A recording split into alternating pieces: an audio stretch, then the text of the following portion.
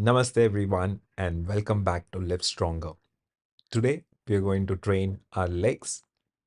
We are going to start with the usual, the greatest stretch, 5 repetitions on each side with at least a couple of seconds of hold for every rotation to make sure we feel the stretch, but not long. It's not a static stretch, it's a dynamic movement.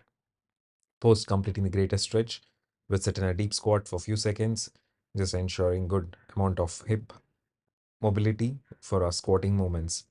Now you can also add at least 2 to 5 minutes of cardio if required, if you want to get your heartbeat high before you start with your warm up exercises. But otherwise, dynamic stretching for 5 minutes should be more than sufficient to get going. Any which ways, we are going to do the warm up sets for our exercises, so that is also another opportunity to get our heartbeat up. Now, post completing our deep squat, here I want you to show something which I started doing is basically marking my foot stance on the ground with a chalk to ensure that I don't have to figure out my stance for every set, every time I rack and de-rack the load. So this makes my job a little bit easier. Just simply stand in the markings and I know that I'm taking the right stance. The width is right, the toe openings are right.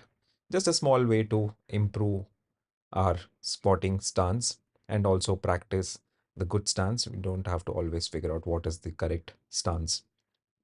Now I'm going to start with two warm-up sets, one with an empty bar, just basically seeing that stance is right, the loading is right, and then add a little bit of weight so that, you know, get a little bit of blood flow going, feel good, and make sure that I'm able to practice the bracing technique wherein I take in as much as big breath as possible, filling in my stomach, pushing my stomach out, basically my diaphragm expanding for my lungs being completely full of air, and then squatting.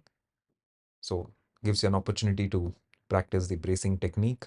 And then we start with our working sets wherein we do 4 sets, 8 to 10 repetitions according to the load which you're going to go with. Remember, we have to do controlled deep squats. So the squats will be slow and steady. That requires a lot more stability and a lot more working strength. So the break has to be 60 to 90 seconds for you to recover completely and then go to your next set so that you don't fall short in the number of repetitions you're able to achieve. You can use belt as I'm doing here for my third set, but it's an optional thing. Belt should always be a method of, helping you to brace better, but not to save you from any kind of back pain. Post completing squats, we move on to dumbbell RDLs. The reason I'm doing with dumbbells is just an experiment for me to see if that feels better than a regular straight bar RDL. So these again, the exercise remains the same. You basically place the dumbbells in front of your body, stand as straight as possible, and then start going down by pushing your glutes as far behind as possible, feeling the stretch in your hamstrings without bending your knees much. Just reach however deep you can.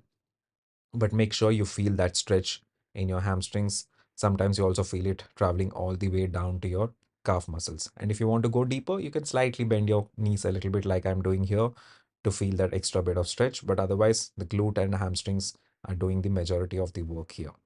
And I think in this angle, you can clearly see how I push my glutes as far behind as possible while keeping my back neutral, my chest up, and then doing the repetitions. The finishing move is always a hip thrust. So when you're coming back up, you want to squeeze your glutes and push yourself horizontally and then get back up straight. Once done with these, I move on to leg extensions. This is the last bit of our exercise. We are going to do 20 repetitions of these. The amount of work we have done is more than sufficient for your legs to be challenged. You should already be completely full of blood and there should be feeling of tightness in your legs. So make sure your squats are quite effective, your RDLs are quite good and controlled, your leg extensions are also time controlled. You take at least 3 to 4 seconds to complete each repetition. So at least 2 to 3. I mean, that's bare minimum you can do. Don't go really fast through your repetitions. That would not give you the optimum results. Spend some time under tension, at least, again, as I mentioned, couple of seconds to feel the burn.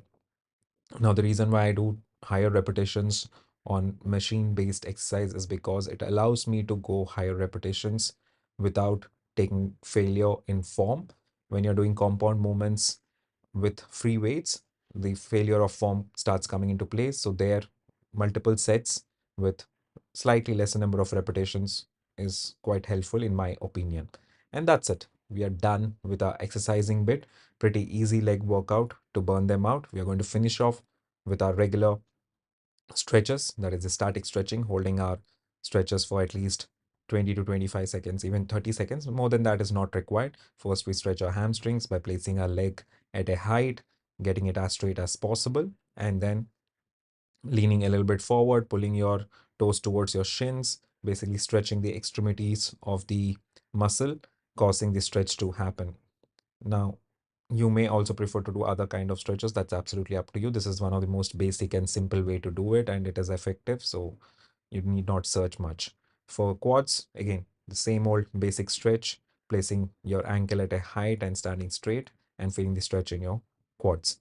Thank you so much for watching. I hope the workout was good.